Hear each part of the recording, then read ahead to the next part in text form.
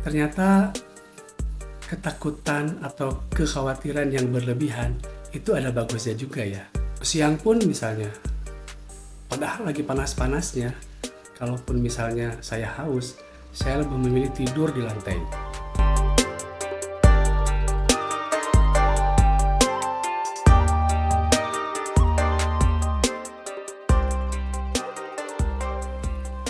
Salam sehat. Halo teman-teman, ini ada satu cerita ya yang baru saya alami, jadi harus langsung saya share di sini.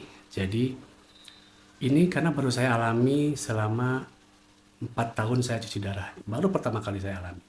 Jadi ceritanya gini. Hari Kamis yang lalu pada saat saya cuci darah, saya datang ke rumah sakit, kemudian ditimbang, biasa ya. Dan berat saya itu waktu itu 81,5. Berat kering saya itu di 81. Artinya kenaikan saya itu hanya setengah kilo, 0,5. Saya udah seneng banget ya kan. Naik cuma setengah kilo kan, ya artinya jantung kita juga tidak akan terlalu capek gitu ya. Oke lah, nah terus kemudian masalahnya adalah pada saat itu, jadi saya itu cuci darah di mesin yang tidak biasanya. Jadi di tempat saya cuci darah itu ada 2 kategori mesin, 2 grup mesin. Mesin Belco dan mesin Nipro. Nah, biasanya saya di Belco. Saat itu, hari Kamis itu saya cuci darah di mesin Nipro. Tapi oke lah, saya pikir nggak masalah. Dan saya ngobrol, diskusi dengan perawat yang akan menusuk saya bilang, kenaikan saya cuma setengah kilo, tapi saya coba mereview kembali berat kering saya. Jadi saya coba menurunkan lagi nih berat kering, siapa tahu masih bisa ketarik. Kan kalaupun nggak ketarik ataupun kalaupun misalnya memang sudah kering, nanti sudah kram kan tinggal dikurangi aja nanti. Oke, saya bilang. Kita naikkan berapa nih? Jadi dari 81 ke 80 setengah. Artinya kenaikannya hanya 1 kilo. Asumsi dengan 500 mili biasanya itu untuk kita minum di saat cuci darah. Saya bilang nggak apa-apa lah, tambah 200 lagi. Oke, fix ya. Jadi ditariklah target target tarikan saya itu 2,7 kilo. 2,7 kilo dengan waktu 4,5 jam, QB 300. Oke, berjalanlah cuci darah. 1,5 jam lancar, nggak ada apa-apa. 2,5 jam juga lancar. 3,5 jam, kok masih lancar-lancar aja.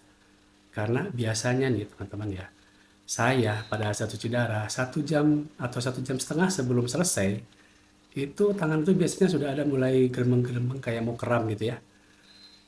Nah, di situ saya biasanya minta tolong ke perawat untuk menurunkan QB-nya. Walaupun sebetulnya kata perawat pasti QB ini sebenarnya nggak pengaruh Pak, tapi bagi saya itu pengaruh. Setiap seperti itu saya turunin ke 2,5 QB-nya dari 300 ke 2,5, kram itu bisa sedikit menghilang.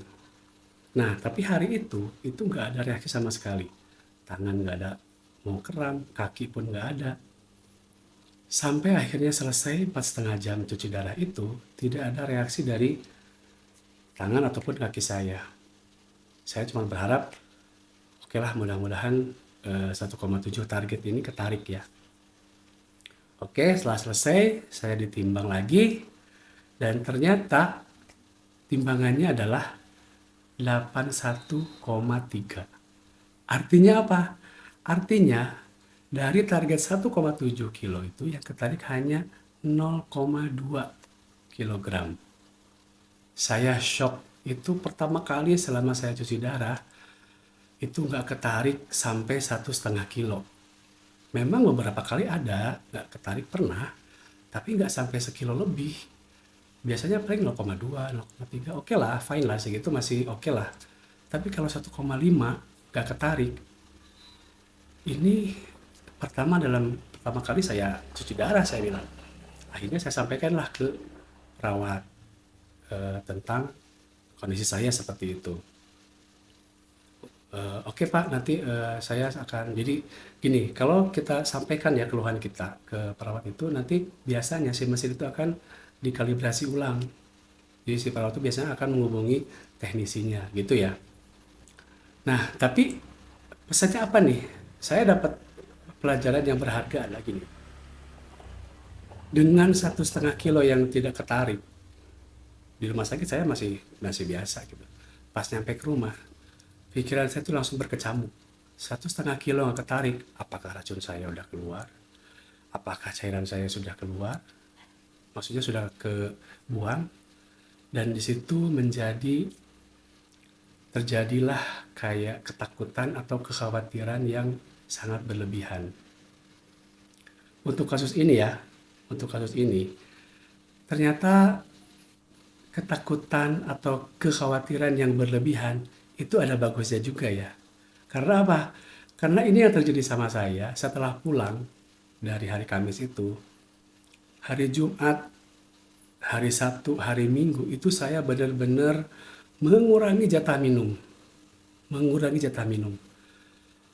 Tujuannya apa? Saya khawatir kalau malam-malam tiba, kalau kebanyakan minum nanti malah saya sesak napas, kalau malah jadi nggak bisa tidur atau segala macam. Pikirannya macam-macam di pikiran saya itu. Jadi kalau siang pun misalnya, padahal lagi panas-panasnya, kalaupun misalnya saya haus, saya lebih memilih tidur di lantai, tidur di bawah. Udah, itu aja solusi saya. Kalau misalnya saya haus, saya tidur. Saya haus, saya tidur. Supaya minumnya nggak terlalu banyak. And guess what? Jadi pada saat hari Senin saya datang lagi cuci darah berikutnya, itu kenaikan saya hanya 1,2 kilogram.